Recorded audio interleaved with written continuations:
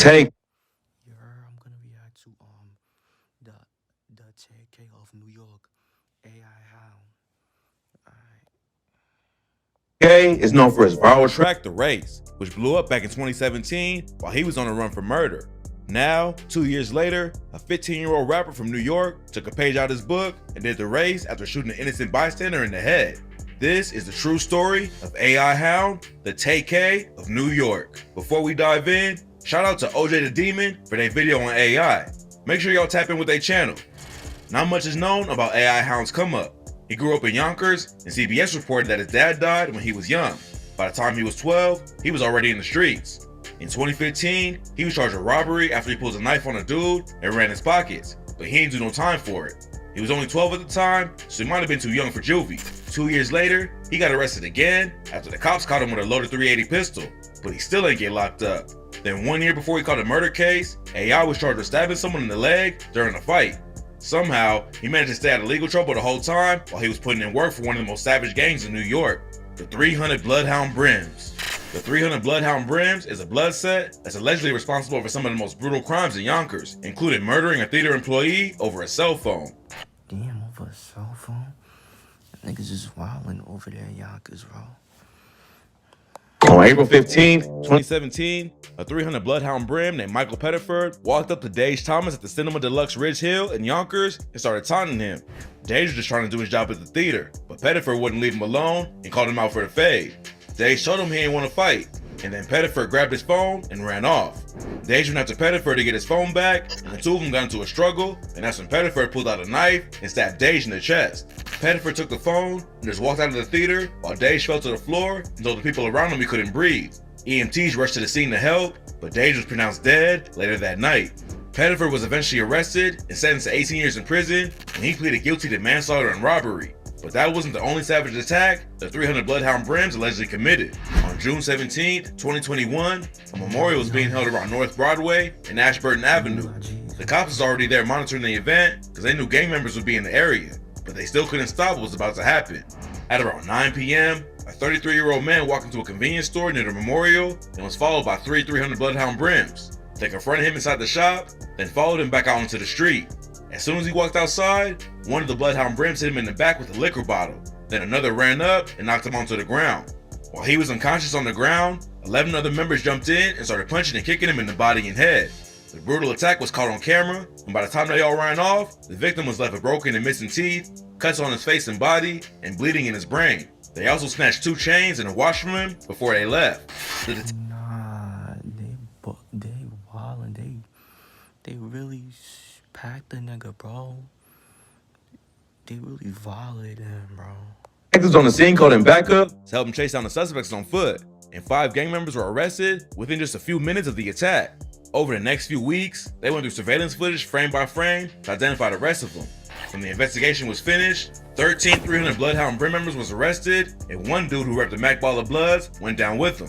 One of the Bloodhound Brims who was arrested that night was a dude named Velly Vels. Vels is a rapper from Yonkers and was allegedly shooting a video in the area when the beating went down. Vels has several tracks with AI, and it seems like he's just as reckless too. According to Yonkers Times, the 300 Bloodhound Brims is responsible for or involved in numerous violent activities in the city of Yonkers and surrounding municipalities, including felony assaults, robberies, and multiple acts of gun violence. And just a couple months before they stopped this dude out, they was also accused of being involved in the shooting of a 6-year-old child. AI Hound fit right in with the 300 Bloodhound Brims. The wild environment he grew up in turned him into a certified savage, but the street life caught up to him fast, and he ended up killing an innocent woman before he was even old enough to drive. On April 25th, 2019, AI was at a park in Yonkers and allegedly snatched another dude's gold chain. He ran off with it, but the dude he robbed linked up with some friends and started hunting them down. Around 6:30 that afternoon, they saw AI on the corner of Lake Avenue and Morningside Place, and surveillance cameras caught what happened next. In the first clip, AI's ops can be seen hopping out of a car and chasing after him on foot. Then the second camera shows AI pull out his gun and bust a shot when the ops got close to him. He missed the target, but unfortunately, the bullet went past and hit an 18-year-old woman named Marilyn Cotto Montanez in the head. Marilyn lived just half a block from the area and was walking her 9-year-old sister to the store when she got hit. When the bullet struck her head, she yelled at her sister to run, then collapsed to the ground. Her life was tragically cut short by senseless violence, and her little sister watched it all happen. After the shooting, the cops connected AI to the murder. That's traumatizing, man. That's mad traumatizing. You know, that little girl had to see her big sister, like, go out like that, bro. That's mad traumatizing. Almost immediately, and He went on the run. He made it all the way to North Carolina, but the feds was brought in to help track him down. The Yonkers police commissioner told CBS News, "We need information from the community to locate him. Again, we want to hold him accountable for his actions, and we're not going to stop until he's in custody." Reporters started looking into AI while he was on the run, and one of them found a Facebook post he made just 2 weeks before murder in Maryland that said, "Stop shooting with your eyes closed. Innocent people are getting hurt." Tay-K did the race for 3 months before he was caught, but AI turned himself in within a couple of weeks. The FBI had agents in Connecticut, Florida, Pennsylvania, and North Carolina looking for him, so it was only a matter of time before they caught up to him anyway. The police believe that he was getting help from other gang members to hide out, but it's almost impossible to get away from the FBI. When he first turned himself in, AI's lawyers tried to paint him as a good kid who got caught up in a bad situation. She said, "He's a young man with no convictions, from a nice, humble family. This is a tragedy for everyone. He's here to say he's not guilty and he's gonna fight the case." But the prosecutors had a different idea of AI, and they even said that his mom helped hide him while he was on the run. AI's lawyer also said he only ran because of the media attention. She told the court he lived his whole life in Yonkers. They've been wanting to surrender him, but the circus surrounding this tragedy put them in a position where they wanted to do it properly. AI turned himself in without the cops ever finding them, but the mayor of Yonkers still tried to take credit. He said, "Today's surrender of Jameer Thompson is a direct result of the hard work and dedication of the Yonkers Police Department. Their tireless efforts in tracking this individual gave him no other choice than to turn himself in for his crime against a young woman with a bright future." Some people from the area wasn't happy about police taking credit for the arrest when they didn't really do nothing. The Yonkers police also got a bad look after the attack in June 2021 when the detectives on the scene waited for backup while the 300 Bloodhound Brims brutally jumped a dude in the street. Even though his lawyer said he'd fight the case, AI eventually pled guilty to second-degree murder and was sentenced to 9 years to life in prison. That means he'll serve at least 9 years, and then the courts will decide if he's fit to be released after that. If AI gets into any trouble, or they don't think he's changed his ways, he might be locked up for the rest of his life.